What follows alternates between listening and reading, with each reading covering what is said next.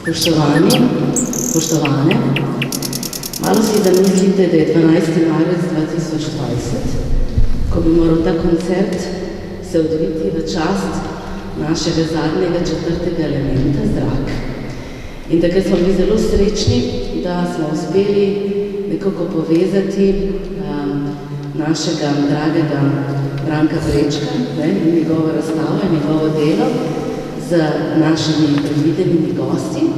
In seveda tudi veseli, ker dr. Alka Rezec je tudi eden med tistih, ki so ga pritegnile te naše ptice na sliko na Viteški dvorani, ker seveda je tudi velik strokovnjak za to področje v Sloveniji in je zelo zanimivo, da pač to svojo prirodoslovno strast kombinira tudi z družboslovnim oziroma, da bi lahko rekli, da je tako en človek, ki ima številne talente in jih potem seveda nekako na različne načine tudi podaja naprej. Ampak danes si želim, da čim manj poslušate ta moj globok alt, ker se mi je nekaj zgodilo z mojim glasom in da čim prej stopimo v ta svet med ptice, glasbo in nebo. Tako da sem res hvaležna, da ste tukaj in da tudi razumete, ker smo se malo premakli na zadnji del, to sem še hotela povedati, namreč ekipa Restauracijskega centra, Zavoda za varstvo kulturne dediščine, sedaj približno 14 dni bo vsak dan tukaj dela raziskave, da bo pripravila program prenove oziroma restauratorskih posegov še za naše stene. Ker mislim, da tisti, ki ste večkrat tukaj, veste, da Viteška dvorana je bila restaurirana 2012, potem še južna stena 2015, ampak te 3 stene okoli nas pa še vedno čakajo na to in se zelo trudimo, si želimo, da naša dvorana zasije v celoti, tako kot je prav in tako kot si zaslužimo mi vsi, ki jo imamo radi in jo tudi velikokrat uporabljamo.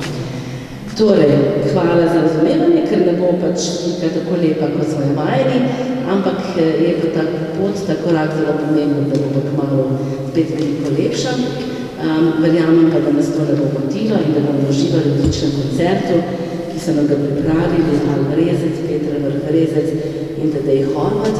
Najprej pa vabim gospoda doktorja Alka Rezca, on je pa prvi, ki bo zdaj stopil v dvorano in hvala vam za aplavz.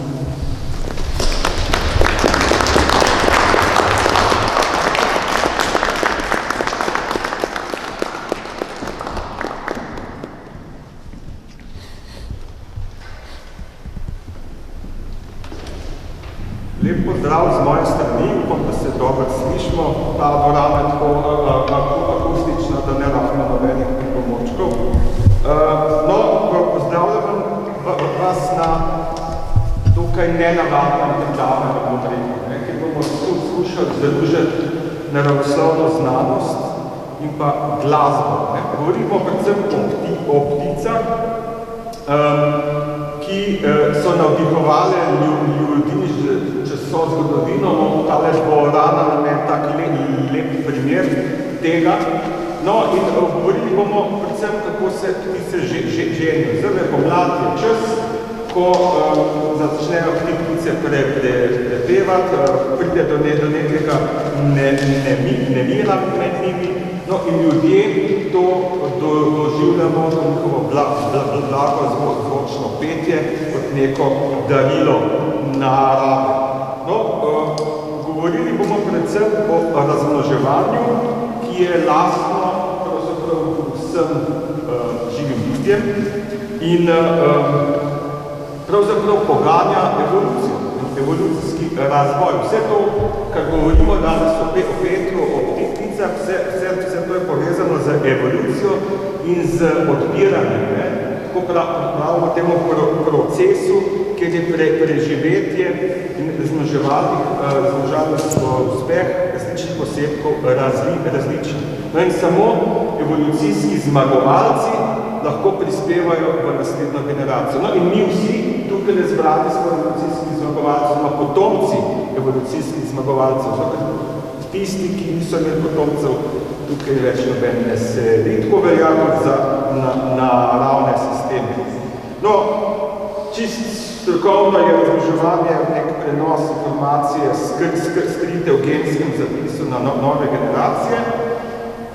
To različnost, kdo bo prinesel v naslednjo generacijo, pa imenujemo spolna selekcija. Torej, nekateri osebi, ki bojo šlo uspeli in te imajo prednost pred drugimi.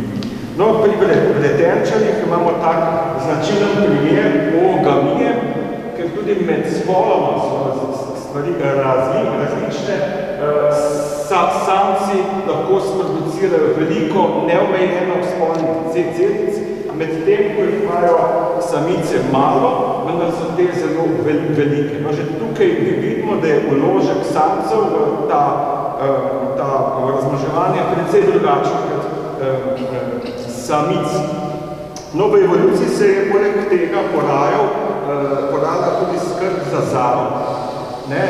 Ni bilo dovolj, da pride do oploditve, moralo je priti tudi za skrb za zarod, da je bilo preživetje mladičev večje. No, pri ribah imamo tega precej malo, pravzaprav se samce samice sparta, kar je, no, ampak imamo primere, kot so recimo morski konički, kjer pa skrbijo za zarod, no, v tem primeru skrbijo za zarod samci, ne samice. Te z velikimi vrečami trebuh so samci. No, vsak spol, vsak posebek pa ne le želi se razmnoževati, ampak želi imeti čim večji reprodukcijski uspeh. No, in zato se med spoloma razvija taka zelo intenzivna spolna selekcija, ki biologi pravimo na eni strani znotraj spolna selekcija, torej med osebki enakega spola, kot so tukaj smo dva rogača, ali medspolna selekcija, kot en spol izbira izmed osebki drugega spola, recimo kako košute izbirajo jelena. No, ampak zakaj se pravzaprav ženimo? Celo gonilo je, kako imeti čim več potomcev in kako na kakšen način prihaja do izbire partnerja, na to vplivajo zelo različni dejavniki, od različnosti med spoloma, ki sem že omenil, potem tip mladičev, ki je drugačen, in tudi različne razmere v okolju. In tako v grobu poznamo eno ženstvo, pravno strokovno monogamija, in mnogo ženstvo, ki je pravno strokovno poligamija. No, med pticami so ugotovili, da je večina vrst, 91%, kot vidite, monogamna. No, pri sesalcih, kam spadamo ljudje, pa je monogamni 3% vrst. To samo ugibate, v kjer procent pa spadamo mi ljudje, ampak mogoče bomo skušali to razložiti na koncu. Ampak kaj pa organizme vleče v to? Vleče jih neki hormoni, neka notranja ura, in ki jo je pravzaprav v nekem eksaktnem znanstvenem jeziku težko razložiti, gre pa lažje v nekem glasbenem jeziku, to je ljubezen. No, in več o tem nam bosta povedala v glasbenem jeziku sopranistka Petra Brezec in pianist Tadej Horvat, zato jo kar vabim na oder, da nam povesta, kaj je to ljubezen v glasbenem jeziku.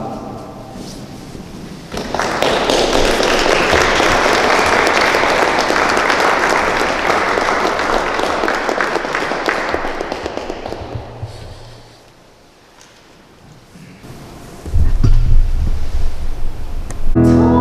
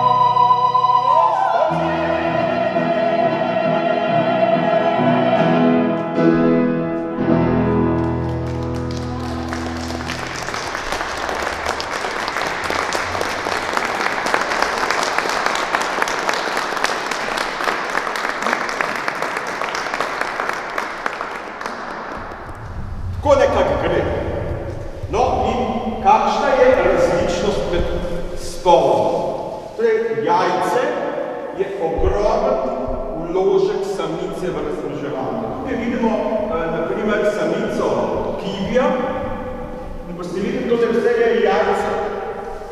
25% telesne mase je jajce.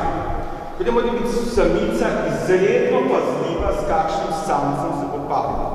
Če se pari s slabim, ji bo šla vsa ta zadeva nič. Tako da samice zelo pazijo, ko bodo izbrane. Pravzaprav imamo zelo različno strategijo med spolom. Samci si prizadevajo, imajo veliko spolnih celic, oploditi čim več samic. Samice pa obratno, da izberejo res pravega samca. Tukaj pride do nekega spora med spoloma, ki je evolucijsko zelo pomemben, kaj ti vodi v tako imenovano spolno dvoličnost. Tukaj, recimo pri divjem petelinu, vidite, kakšna je velikostna razlika že, pa tudi obarvanost in vse ostalo med samci, velikimi in manjšimi samicami. Te so opravljeni predvsem zato, da narušijo samice, te pa so predvsem opravljeni zato, da poskrbijo za naraščaj. No in biologi so ugotovili, da tudi razmerje med spoloma v sami populaciji lahko nekako pomembno. Ne? Če je samcev bolj in manj enako kot samic, številčno, torej vsaj v nekem obdobju, to vodi v enoženstvo ali monogamijo, ker en sam zelo težko naenkrat operira z več kot eno samico. Če pa je samcev v populaciji več kot samic, torej je samic premalo za vse samce, se nekateri samci bolj izprsijo in začnejo za samice tekmovati. In zato prihaja do nekih močnejših, bolj uspešnih samcev, ki privabijo več samic in zato to vodi v poliginijo ali mnogoženstvo. Kaj pa se zgodi, ko je samcev manj kot samic v populaciji? No, takrat pa je na enega samca tudi več kot ena samica, ne? In spet pride do tekmovanja med samci, ker samci niso zadovoljni z več kot eno samico, pa ki bi jih radi čim več, ne? To je recimo značilno pri divjem petelinu, zato pride do promiskuitete, kjer imamo nekatere močne samce, ki uporabljajo večino parjev. No, tudi tipi ptičjih mladičev določa, kako se bosta samec in samica parila, recimo prehrane v izobilju, pa ni treba skrbeti za mladiče, no, iskreno skrbeti, ko je dovolj en starš, takrat je priložnost za recimo poligamne zveze, ali pa so recimo mladiči bolj neodvisni staršev in starši zanje ne rabijo zelo intenzivno skrbeti. Ko poznamo vrste, ki imajo tako imenovane begovce, mladiče, ki takoj po izvalitvi že sami vrtlajo, pa jim iščejo hrano, tudi telesno temperaturo sami zdržujejo, in gnezdomce, ki so ob izvalitvi zelo nemočni in jih morajo še starši greti, večinoma dela samica, samec pa jo mora hraniti njo in mladiče. In se je pokazalo, da je eno ženstvo precej bolj pogosto pri vrstah z gnezdomci, kjer je ta vložek večji, sta potrebna oba starša. Imamo pa seveda tudi posebnost ena takih so race. Ne boste verjeli, ampak vsi veste, da imajo race mladiče, begovce, takoj po izvalitvi že teče okol. In vsi veste, da zame skrbi samo samica. Ne vem, če je kdo od vas kaj pozdrav, da bi mladiči hodili za racakom. Mislim, da tega primera ni. To torej je enostarševska skrba, to je samo na samici. In kar je še pomembno, samca je v populaciji več kot samic, ker je smrtnost samic pri racah zelo visoka, zato pride na enega samca manj kot ena samica, kar bi, kot te, kar smo zdaj povedali, vodilo v mnogoženstvo, poliginijo. Ampak ni tako, ne? Ste opazovali kdaj, da bi kakšen racak bil z več kot eno samico, tudi niste, ne? In zakaj se to zgodi? Značilno za race je, da se parijo po zimi. Takrat imajo, torej, zdaj bojo že počas nehala, ne? So samci lepo obarvani, svatovsko in tako značil zimski prezon, racaka z raco. Ker je samic premalo za vse samce, nekateri ostanejo brez samic. Ampak si tudi ti želijo priboriti neko pravico do parjenja in sicer na nasilni način, prihaja do posilstev in zaradi tega veliko samic tudi pogine. Zato je za samico ključnega pomena, da se najde nekega močnega racaka, ki jo varuje pred vsemi temi nesparjenimi samce. Zato pride do parjenja po zimi.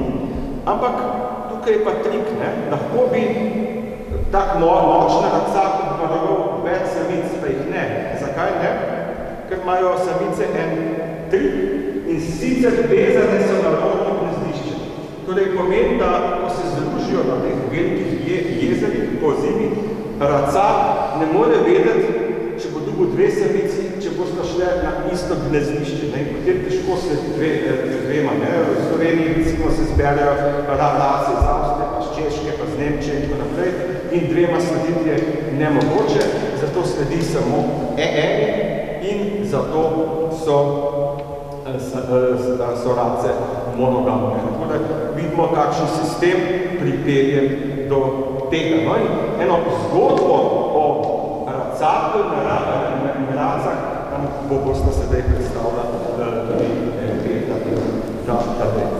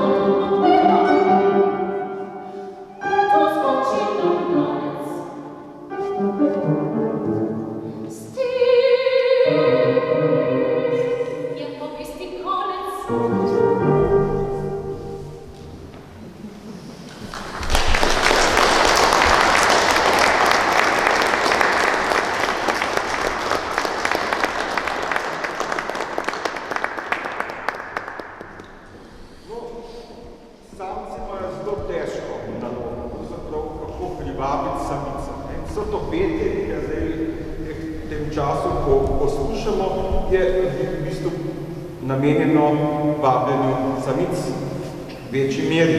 No, velika samica je ena najbolj raziskanih ptic na svetu in pri so raziskovali precej stvari, med drugim tudi to, kako petje, kako intenzivnost petja pri samcu je povezana s tem, ima samico ali ne. Naredili so namreč en poskus, kjer so samcu ujeli samico in obstranili za en čas, in gledali, kako je samc peje.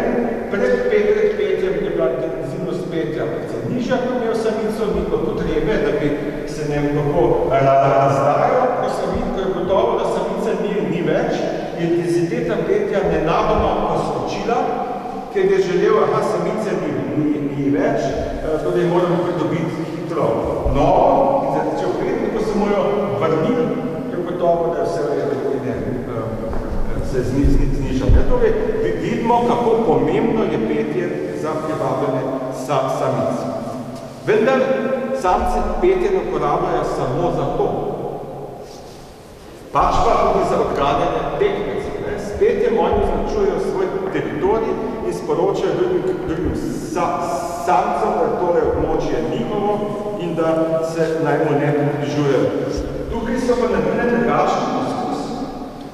Imeli so eno območje z različnimi teritoriji sinic, polovili so vse sinice, te teritorijalne, in jih v delu območja nadomestili z zvočniki, ki so predvajali petje. In potem so gledali, koliko drugi samci prihajajo na ta območja in kot vidite, po 8 urah so da vsasedna vsa območja, razen tista, kjer so predvajali to petje. Podobno je v obrnjeni sliki. Torej pomeni, kako pomembno je petje tudi za obrambo teritorija. Temu pravimo tako imamo dvojna vloga petja. No in najbolj znanih pevcev je seveda Slavec. Bomo še tole počkali, da boste te slišali. Torej, za Slavca je značilno, da poje tako po dnevi kot po noči. Poje zelo blagozvočno. Ste mogoče že kdaj slišali. Kar je značilno je, da so ugotovili, da po noči Slavci pojejo glasneje kot po dnevi.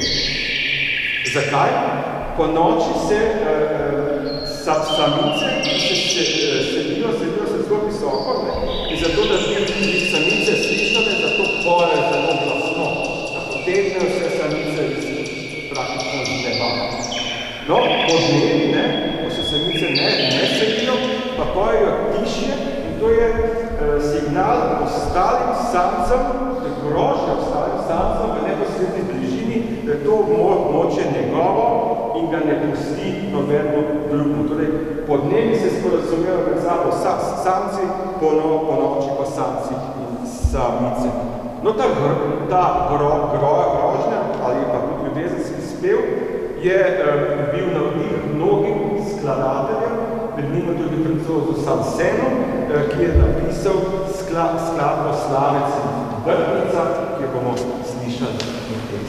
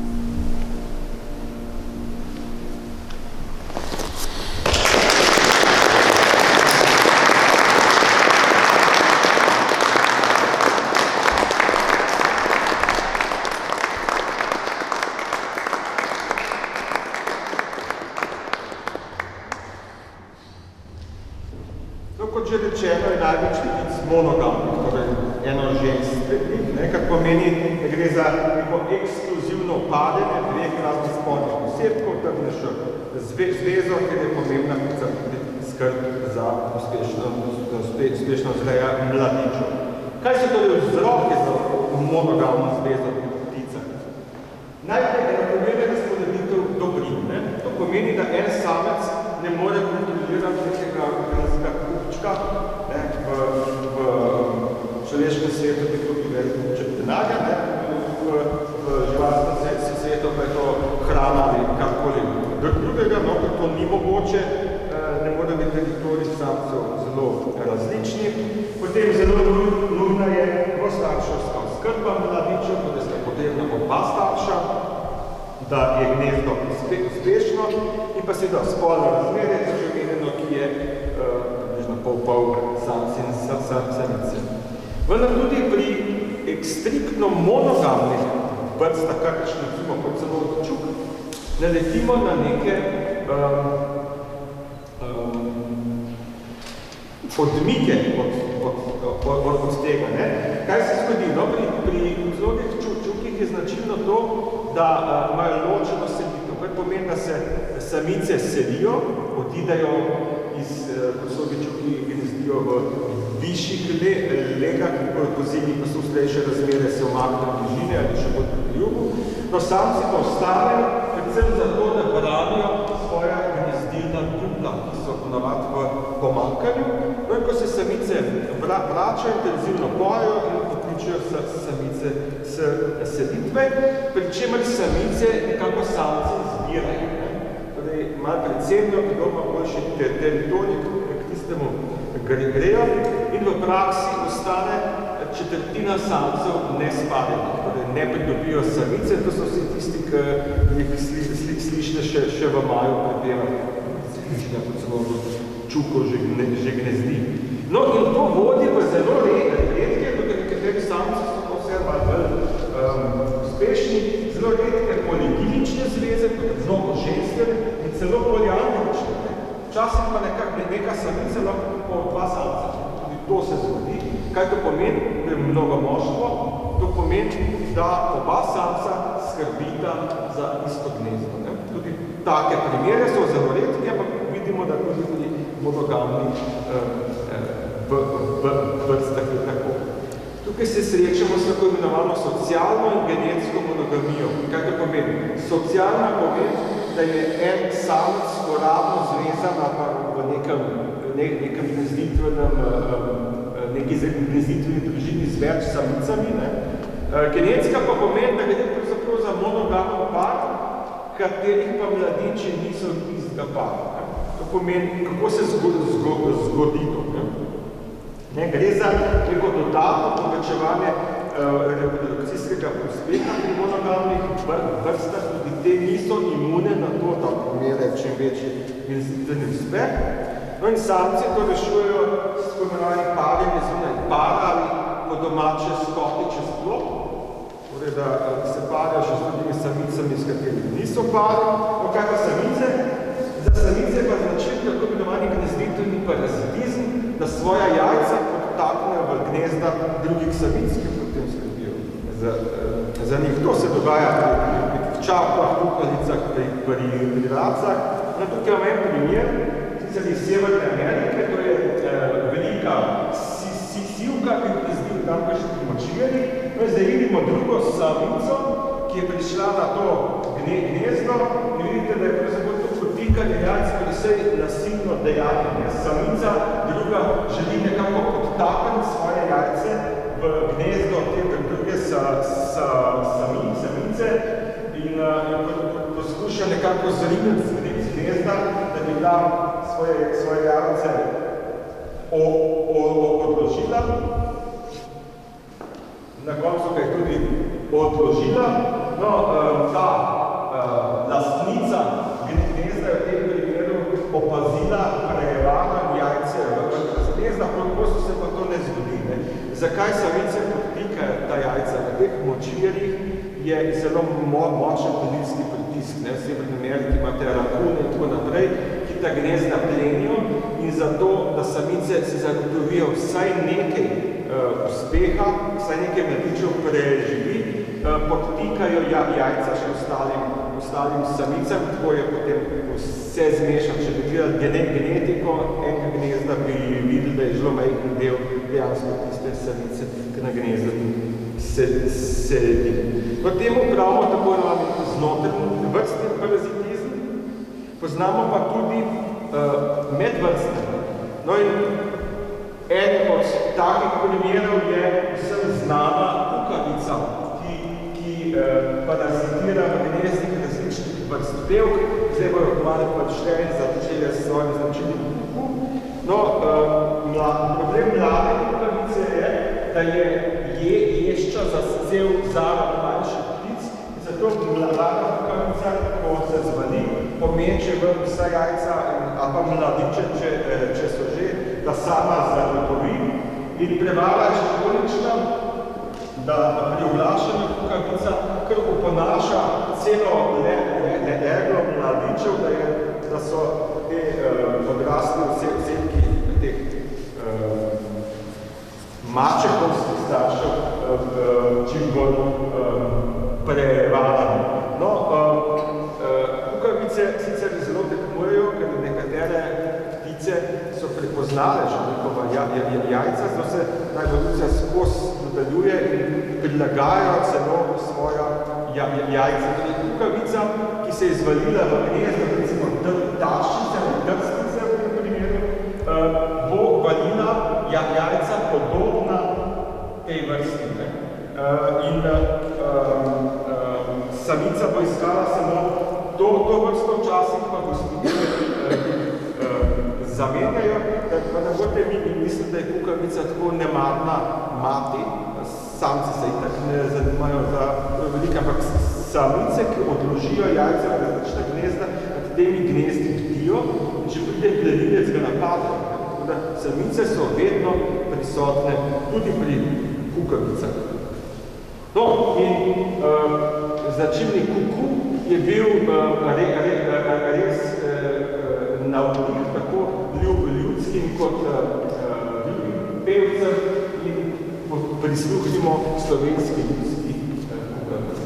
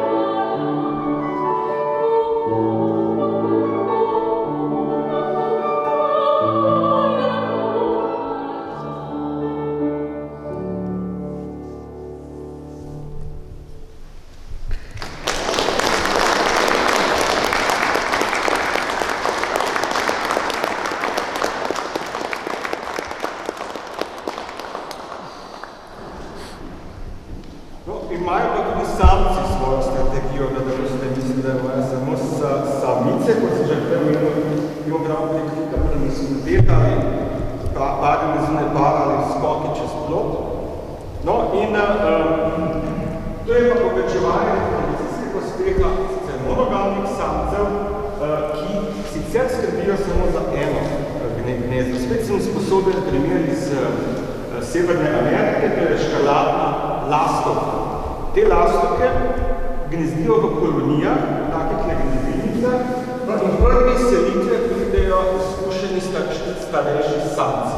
In začnejo na vrhu teh kolonij pripevati in vabijo samice. Prve samice, ki pridejo, so starejše, izkušene, no, in potem se spadita, naredita gnezdo in samica lepo vali jajca. No, ampak ta samc, pa medtem, ko samica vali, pride nazaj, pa spet poje. Komu pa zdaj sej, ne? Zdaj pa vabi ne več samice, ampak druge samce. In sicer vabi, da pridejo v to kolonijo, kjer lahko oni tudi pripeljejo svoje samice. Zakaj ta starejši izkušeni samc to počne? Zato, ker bo izkoristil priliko in se bo z vsemi temi samicami v tej koloniji tudi paril. Mačke poslimali, mačke to, kakorkoli, samci oni so itak mladi, pa ne izkušeni, tako da to pač gre.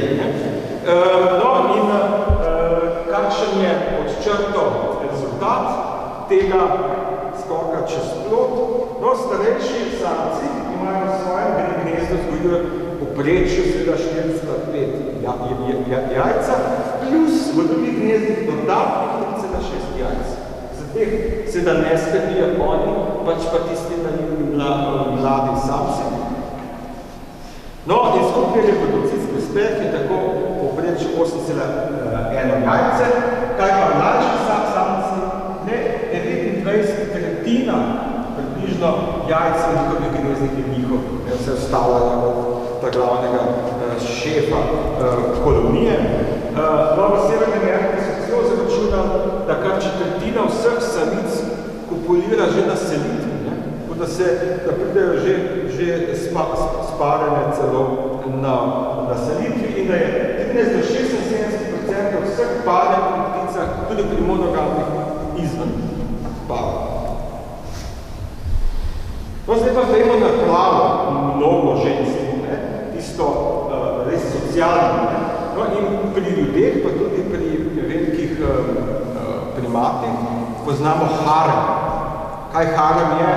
Harem je skupina žensk, ki obvladuje en precej močni samec, če ste tudi kdaj v naravskem polotoku, ko ste videli kakšnega takega človeka, moškega z haremom, ko ste videli, kakšni so te samci, ker so precej močni in drugi. No, to poznamo tudi na ptičih. Tukaj so ena južnoameriška vrsta ptiča, pravno Oropendula, ki živi v takih kolonijah, in kada je samec, katerega naloga je samo, da skrbi za samice, v smislu, da jih varuje. Ne dela gnezda, ne dela nič, jih pač nadzoruje in se predvsem tepe s drugimi samci, ki se ta kolonija samic tudi privaga, je samička, se gnezdi tudi materialom, ki se dobrika samcu in ga se ga prosi za parjenje, ki bo storili samce precej večji, in potem pride pač do populacije, in to je vse, kar pa sam dela. Glavno se pa tepe z zastavljenih samce. To je pač princip harema. No, lahko pa močnejši samci tudi varujejo dobrine, recimo tučno drevo, kaj, kjer je več hrane zasedajo, na ta način lahko tudi vabijo druge več samic. Tak recimo tudi črnoglavi muha, ko muharji početijo, varujejo gnezdo v duplu, privabijo samico, znarodijo gnezdo, no potem pa gre nazaj in privabijo še kakšno samico, za katero tudi naredijo gnezdo, vendar ta druga samica je deležna manjše skrbi samca. In je zato manjši uspeh, ampak sam se skrbi za obe in to je zelo naporno. 3 do 5% samcev dejansko ustraja v teh zvezah, pa ne več kot 2 leti, zato ker je to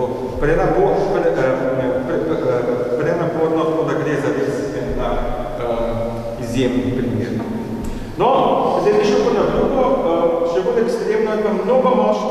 Tudi da ima ena samica se neko zvezo, trajnejšo, z večjimi samci. Kaj je značilno za to?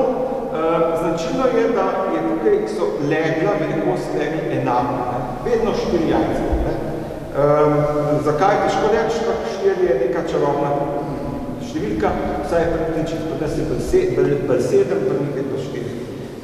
No, za te ptice je značilna enoštarševska skrba, torej samo en starš je dovolj, da skrbi za mladiče, vali samec v tem primeru, v katerem so gotovi visok nivo prolaktina, to je hormon, ki generira to valilno vedenje normalnih ptičih, tako pri samici, tukaj pa pri samci, ki je obnavratno testosteron, ki je značilen za samce, je v teh vrstah značilen za samice, tudi samice so tukaj predvsem srbolite.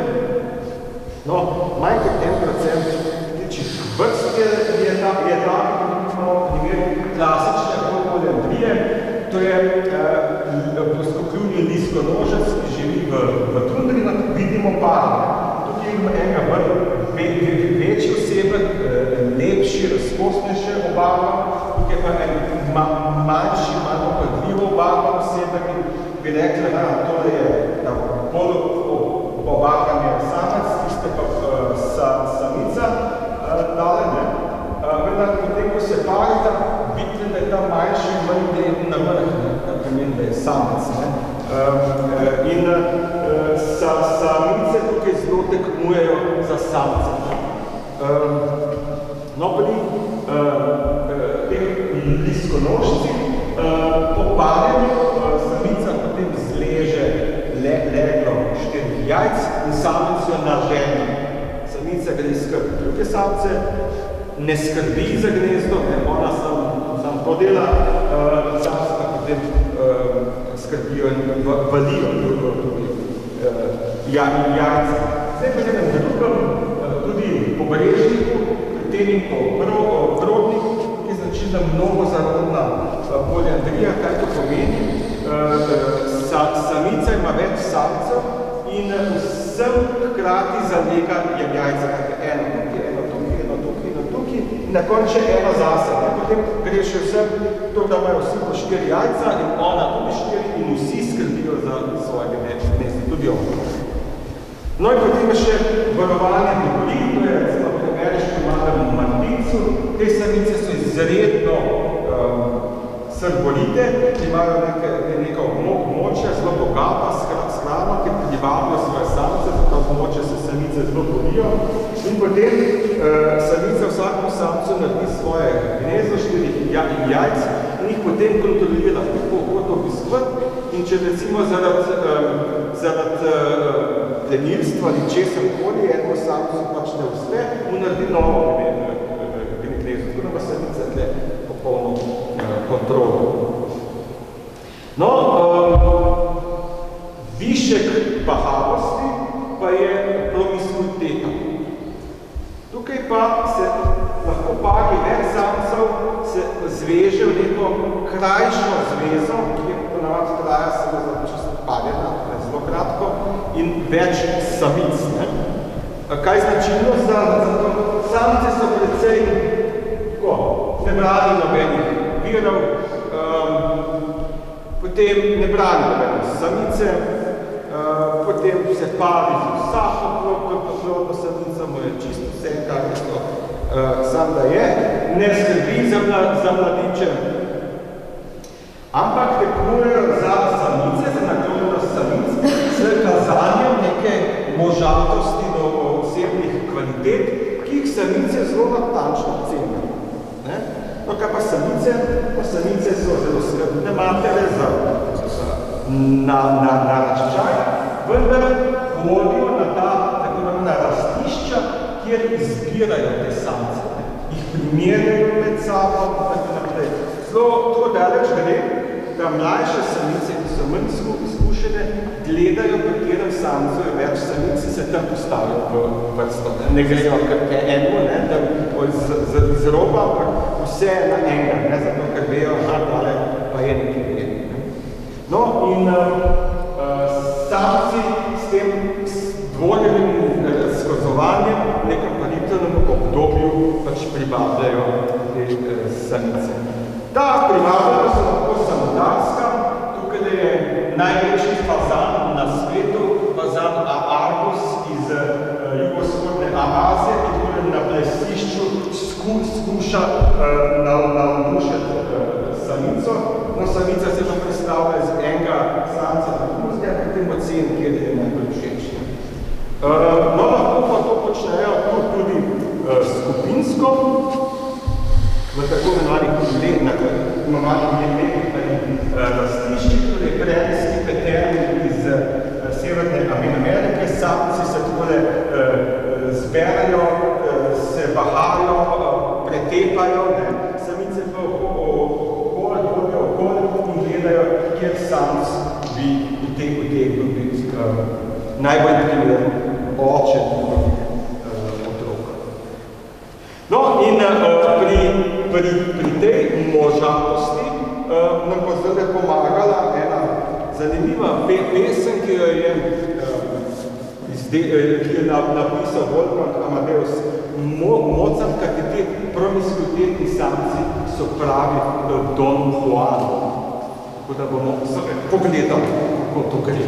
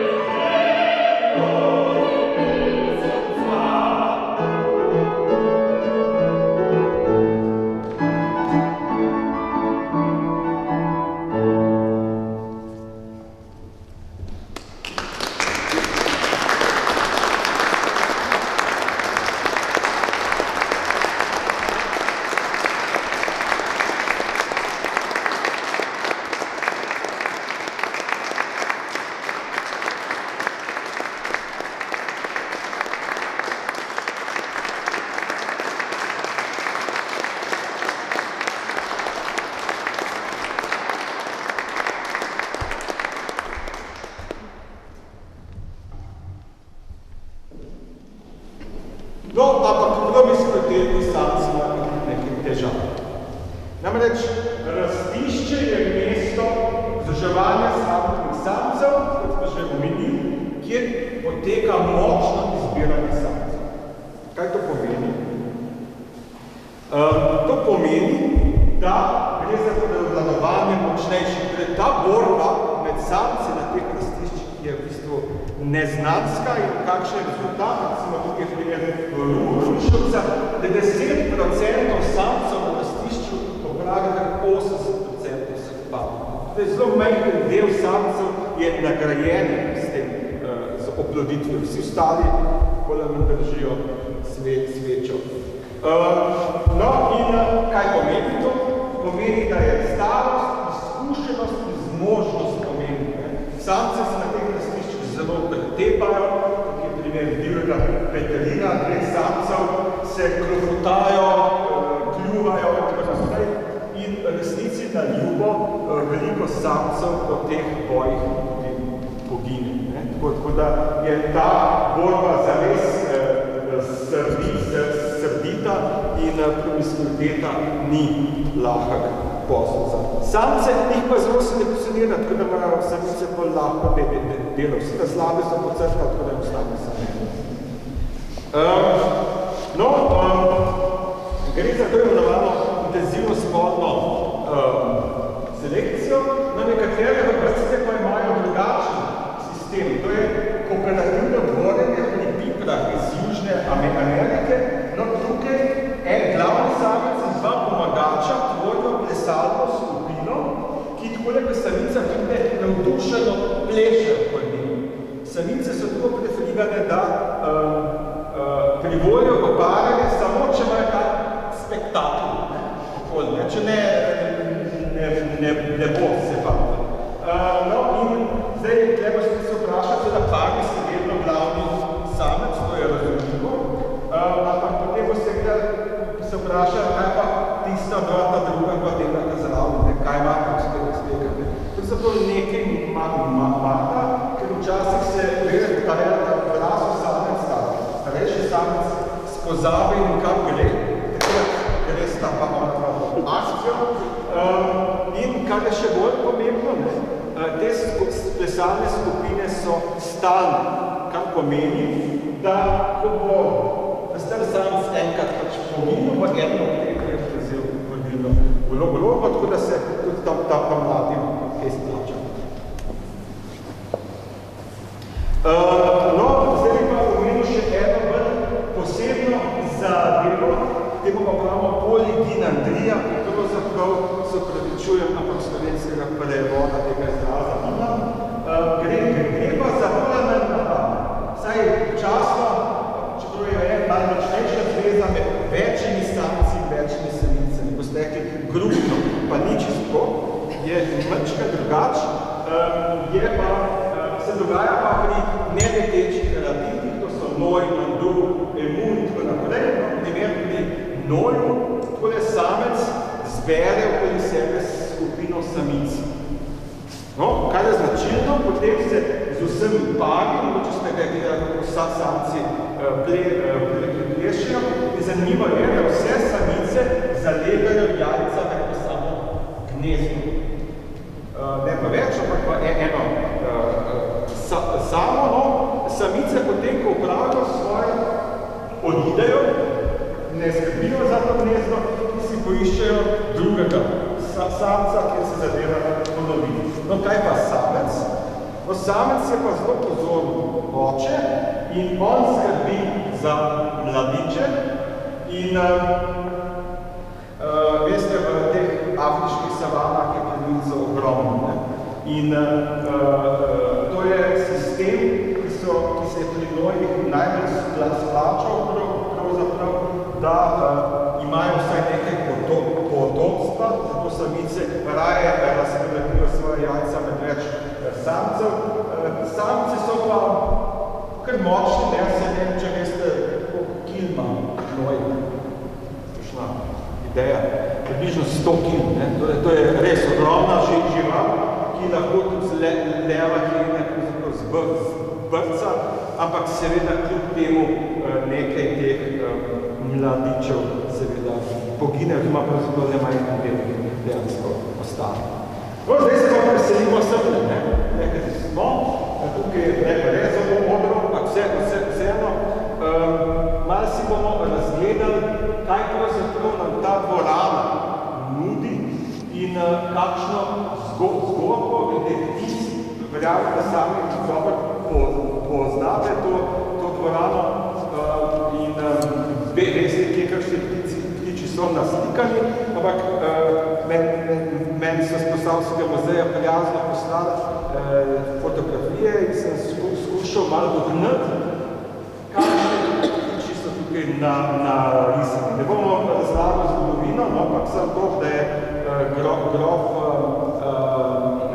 Ignacij Marija von Atem stal to dvorano poslikati nekje v začetku 18. stoletja. Nekaj sem prebral, da je, ko je imel tako imeno džentlmensko potovanje, da niti ne vejo, kam je šel.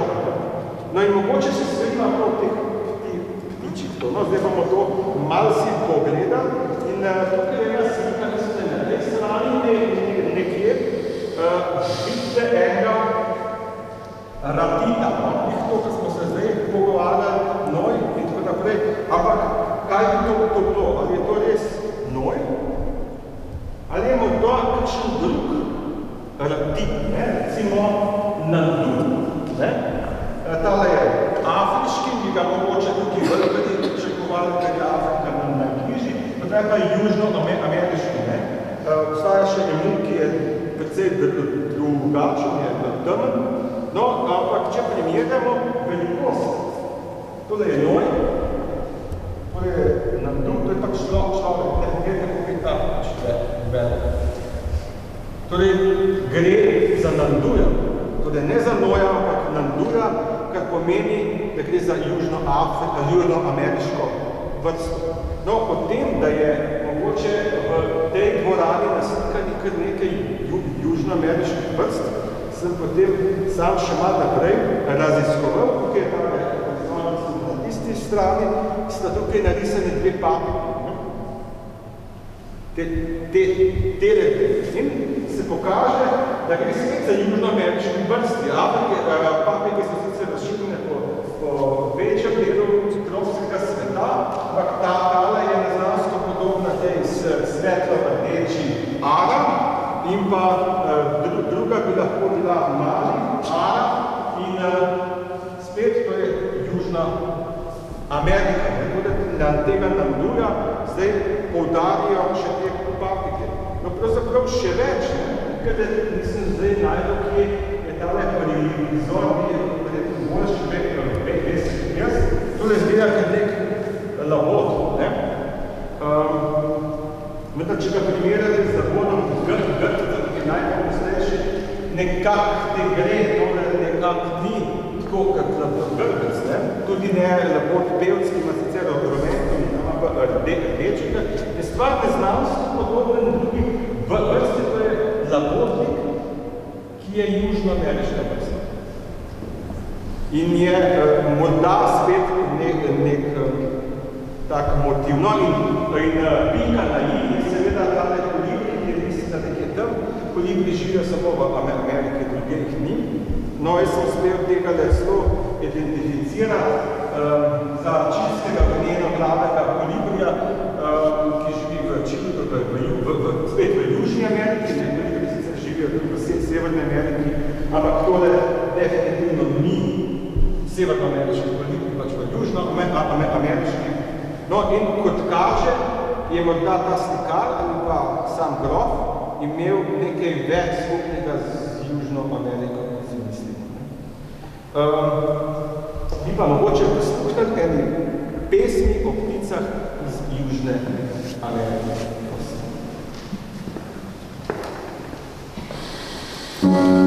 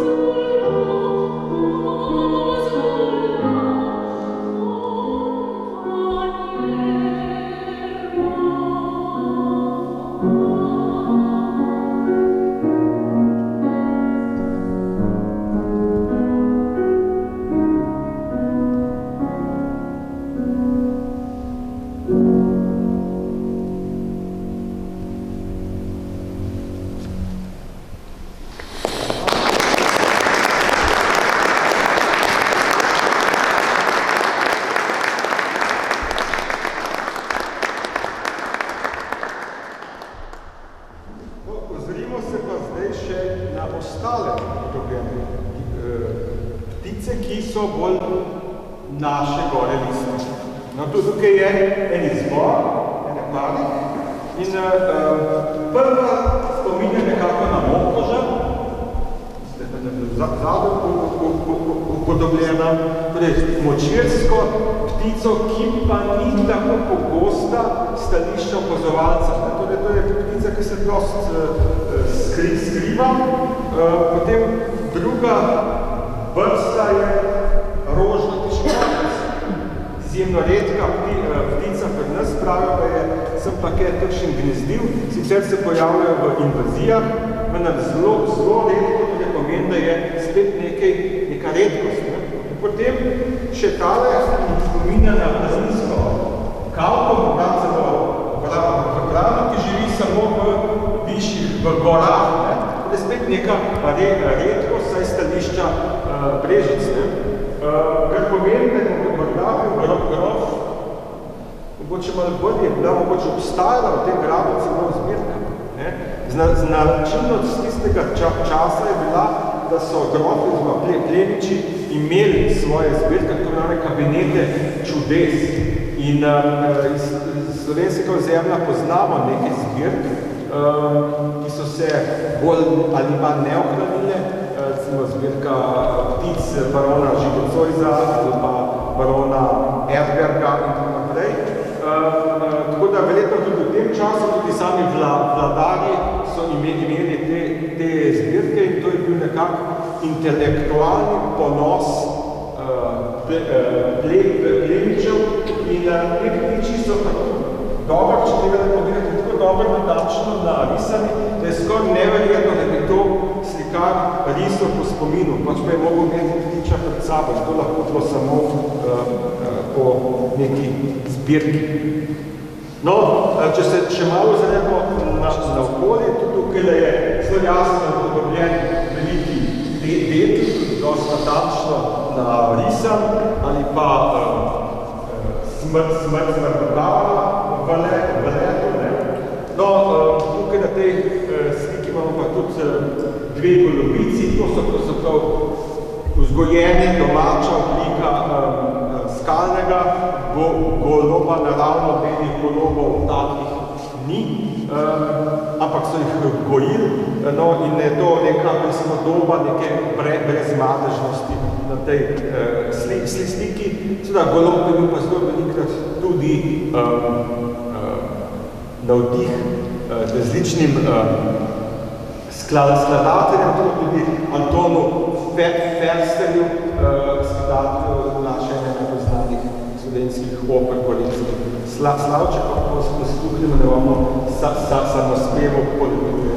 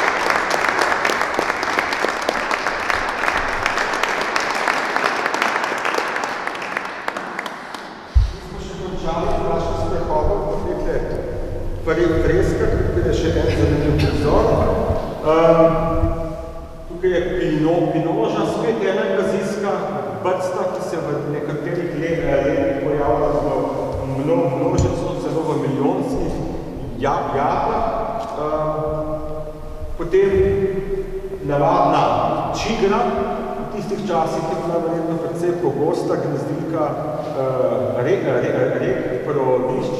Danes zaradi hidroelektrarno žal teh prodišč ni več, so čigre bolj zgilne za naših rek, tako tisti čas pa je še bila. No in če smo že pri ogroženosti, je zelo zanimiva tudi slika zlatobranke, ene od simbolov ogroženih vrst pri nas, namreč ta ptica od leta 2014 v Sloveniji ne gnezdi več. V tistih časih je bila zelo pogosta, vendar se je v zadnjih 50 letih na populacija v Sloveniji popolnoma sesula, danes ne gnezdi več, gnezdita še ne dva para v Avstriji in to je pač to.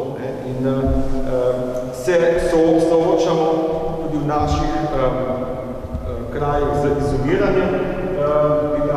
Life projekt Natura Viva skuša te težave, ki jih imamo, ki so zelo resne, prikazati. Če samo par idej, primerov povem tega izumiranja ptic. Izumiranje je sicer naravni koncept, dinozavri so izumrli.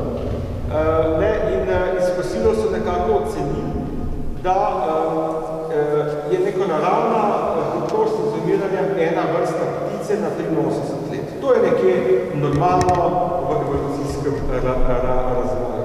Vendar je v zadnjih 400 letih izumrlo po svetu kar 131 vrst ptic, torej popolnoma izumrlo, ni jih več. In hitrost se je povečala sprva na eno vrsto na 6 let, potem danes smo že v hitrostu več kot ena vrsta na leto. Torej pa neko poprečje na 3-4 leta. Soočamo se danes z zelo resno biodiverzitetno krizo. Vsi govorijo o zdravstveni krizi, vsi govorijo o podnebni krizi, vsi govorijo o ekonomski krizi, vendar tale nas pesnik, s katero se premalo zavedamo. No, tudi v Sloveniji je mnogo ptic zapeljanih v ta matvaški ples izumiranja, tukaj se poznate iz Hrastovljske cerkve, matvaški ples je znan, mogoče ven tale podoba, to je ena ptica, tale freska je bila naslikana nekaj 1200, pa še nekaj se mi zdi, v tistem času. Se ni to pomembno, no ta ptica predstavlja danes v celi Evropi izumrlo ptico klavžarja, ki je zadnji klavžarji so živeli v Evropi, to je ibis okoli leta 1500, znani sloviti naravoslovec, švicarski naravoslovec Konrad Gessler jih je opisal in zadnjo kolonijo je navedel v okolici Pule. No, kar je blizu nas. Skratka, te ptice ni več, danes so prizadevanja, da bi jo spet naselili in sicer jih naseljujejo v Avstriji, Italiji in pa v Nemčiji. Sem pa kaj se kakšno pojavljajo pri nas, ampak smo še deleč od tega, da bi rekli, da se ta ptica vrnila. Zadnje kolonije so se ohranile v Turčiji, Siriji, ki so propadle, ostaja samo še kolonija v Maroku, ki je pravzaprav zadnja kolonija te ptice, ki je razširjena zelo široko. No, ne boste misliti, da je klavžar edina v vrste, ki je Slovenija izumrla. Tukaj je cela plejada vrst, ki v Sloveniji ne boste srečali več.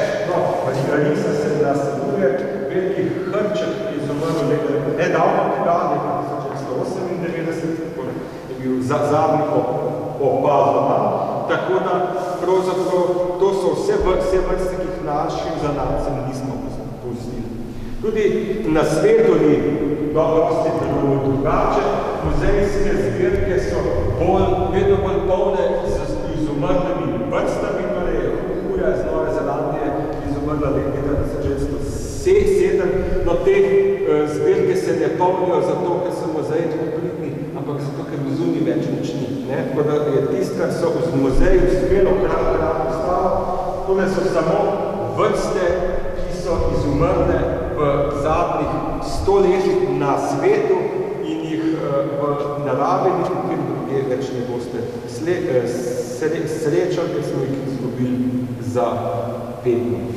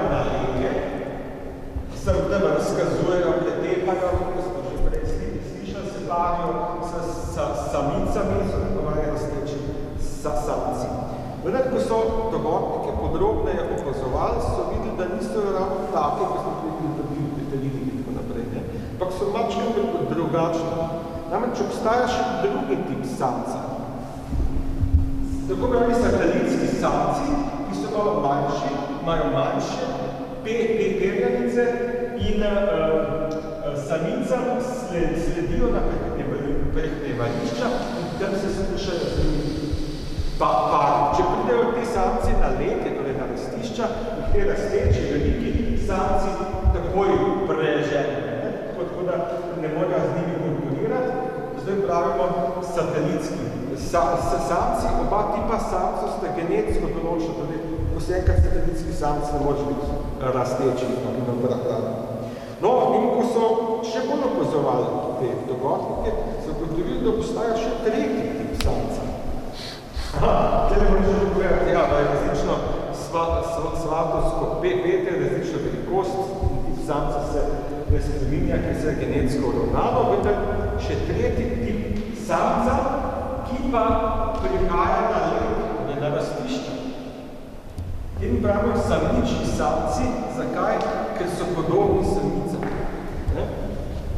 Nimajo bogate perjanice, to je tak samc, in pravzaprav se delajo samice. Pravzaprav pridejo na te in ta močni rasteči samci jih prepoznajo kot samice, se zelo z njimi parijo, da imamo so primere homoseksualnih paparjev in to je vse del igre, to je mimikrija.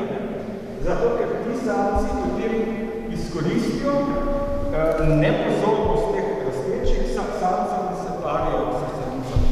Včas starejši ornitologi, ko so opazovali, so gledali, pa kako hudiča, da se samica parsa s samico, ker pač niso vedeli, da so tisti samci. Tako da gre za en izjemni fenomen.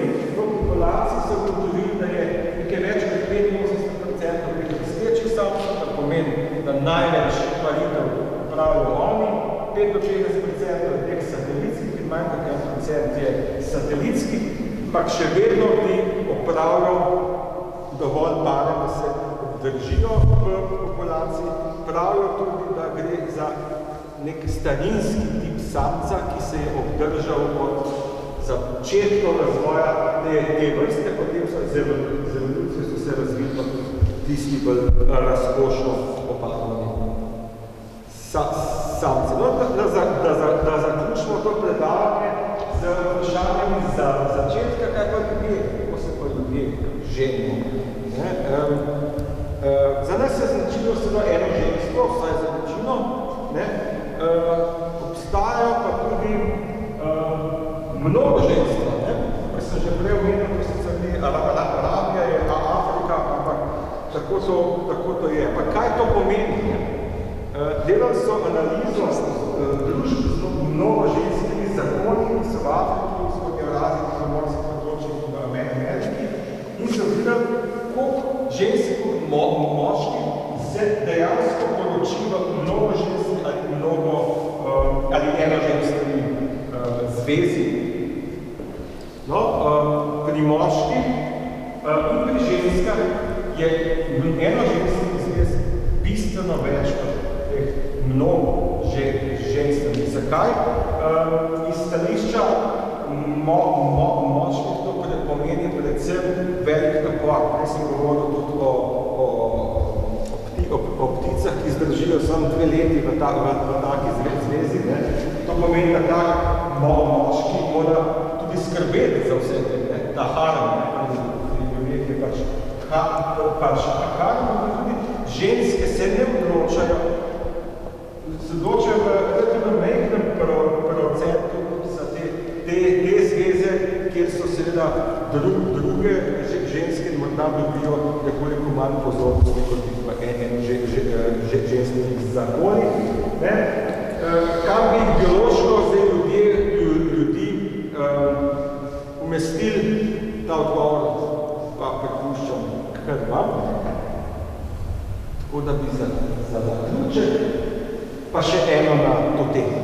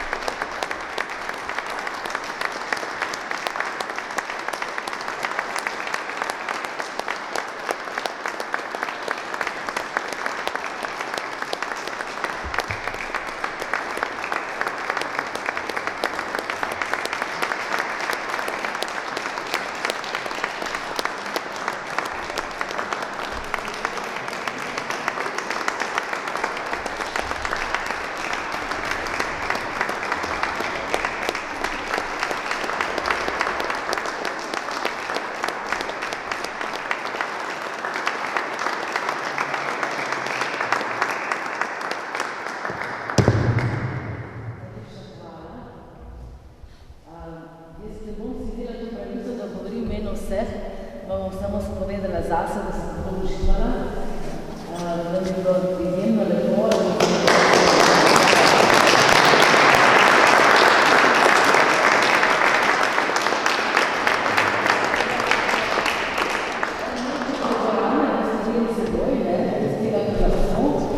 Se pa veselimo štešnega projekta in bomo zelo veseli, če boste svoj glas vključili v ta vaša prizadevanja, ker vidite, da gre za širši projekt in v bistvu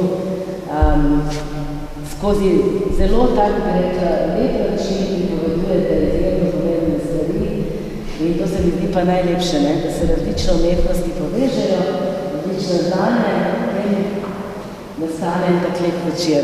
Iskreno hvala.